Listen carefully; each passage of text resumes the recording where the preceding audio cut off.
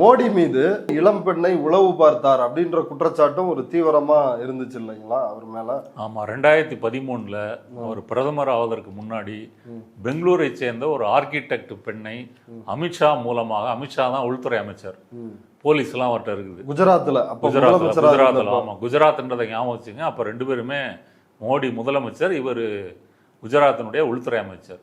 அமித்ஷா மூலமாக அந்த பெண்ணை வேவு பார்க்கிறாரு, பின்தொடர்றாரு. எதுக்காக வேவு பார்த்தாரு? அமித்ஷா என்ன குறிப்பிடுறாரு அப்படின்னு சொன்னா, தன்னுடைய சாகேப்புக்காக அந்த பெண்ணை பின்தொடர்ந்தேன் அப்படின்னு அவர் பதிவு பண்ணியிருக்காரு. சாகேப்னா யார்? மோடியை தவிர யார் இருக்க முடியும்?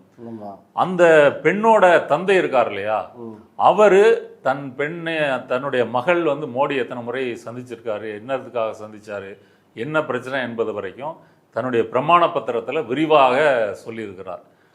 அந்த இது இன்னைக்கும் பொதுவெளியில் ஆன்லைனில் கிடைக்குது. அவர் பகிரங்கமாகவே மோடி மேலே குற்றம் சாட்டுறாரு.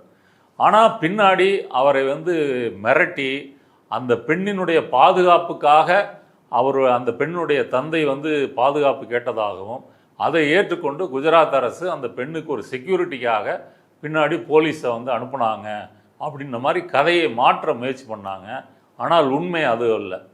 அந்த பெண்ணை ஒரு தவறான நோக்கத்துக்காகத்தான் அந்த பெண்ணை இவர்கள் பின்தொடர்ந்திருக்காங்க, ஒரு சேஃப்டி லைனில் வச்சுருக்காங்க அப்படின்றதான் உண்மை. அப்புறம் அந்த கேஸை இல்லாமல் பண்ணிட்டாங்க. சமீபத்தில் கூட பிரியங்கா காந்தியை பற்றி அமித்ஷா ஏதோ சொல்லியிருக்காரு, இவங்கெல்லாம் பாராளுமன்றத்துக்கு வர்றதை விட வெளிநாடு போகிறது, அங்கே போகிறது, இதுதான் அதிகமாக இருக்குது. இதை பற்றி பிரியங்கா காந்திகிட்ட கேட்டோன்னு அவங்க சொன்னாங்க, இன்னமும் அமித்ஷா ஒரு பெண்ணை பின்தொடரும் வேலையை விடவில்லையா அப்படின்ற முறையில் அவங்க சொல்லியிருக்காங்க. அப்போ இதுலேருந்து என்ன தெரியுது அப்படின்னு சொன்னால், இது இந்தியா முழுவதும் பேசப்பட்ட ஒரு விஷயம், இன்றைக்கும் ஒரு பதில் தெரியாத விஷயம். இதை மூடி மறைச்சிட்டாங்க அப்படின்னே சொல்லலாம்.